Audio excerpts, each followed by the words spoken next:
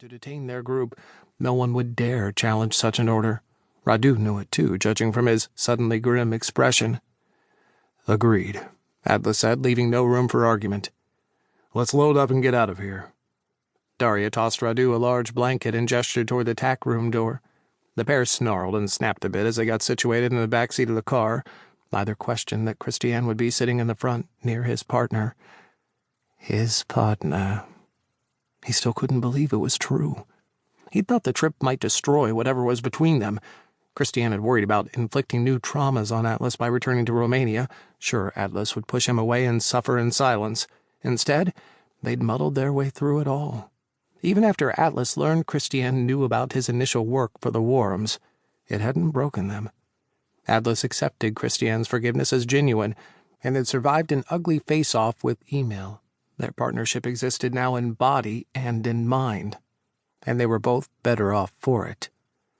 Christiane's chest tightened as he took in Atlas. Yes, the familiar frown was still firmly in place, and yes, he looked like hell warmed over, but something had changed around his eyes. They were softer, warmer, and he closed the distance between them before Christiane could move. He reached up and cupped Christiane's face with his hand. His thumb slid gently against his cheekbone, a sweet, soothing gesture. "How bad is it?" he asked. Christiane carefully tilted his head from side to side, checking the stretch of his neck and listening for the grind of bones that hadn't healed properly. Nothing amiss, it seemed. "It would be much worse if you hadn't fed me earlier," Christiane said honestly. "I don't know if I'd have—" Atlas made a wounded sound. His thumb pressed over Christiane's lips, cutting off his words. "Do you need to feed again?" "Soon," Christiane said. "I can manage without for a little while longer." "Fuck," Atlas breathed, his dark gaze pained. "I wish we had more time." "But we don't," Christiane pointed out. "Once we're safe in the air, I'll happily take you up on the offer." "Fine." Atlas handed him another spare blanket. After Christiane was safely enfolded in it, he turned and headed for the barn door. "Get in the car." He did, expecting Atlas to join them in a moment after he'd opened the barn doors. Maybe that was why it was a surprise when he glanced in the rearview mirror and caught Atlas answering their phone. The longer he listened, the more Atlas's polite expression shifted, growing darker and darker until his fingers were white from how hard he gripped the phone. He turned away from the open doors and slipped into the driver's seat. He held out the phone toward Christiane. "Who is it?" he asked. "I thought it was Theodora." "But it's not." "No," he said gruffly. "It's for you. She found us." "She..."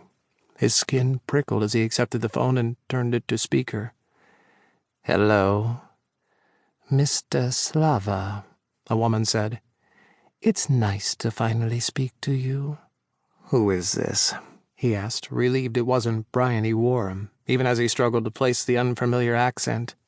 "My name is Nam Sayan. I am leading the Council's investigation of the Denari family." "I am aware.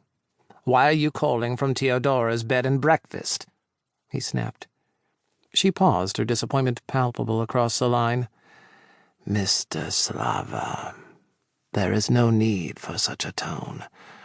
I assure you the proprietress of this establishment is well. For now." Daria's shaky exhale from the back seat summed up Christiane's feelings as well. He counted to 5 in an effort to keep his worries in check before asking, "Ms. Nam, your statement leads me to believe Theodora's situation may change." "It may, Mr. Slava. That depends entirely on you and Mr. Kincaid. I was surprised when Theo told me you were both present in this territory, as I hadn't found evidence during my initial inquiries. A second round of interrogations righted my mistake." Christiane winced, praying Krina and the others they had met and worked with during their stay hadn't been harmed in the process. "It took some work to follow you to this quaint village, and I hoped to meet with you both before you tried to flee." The professional, courteous tone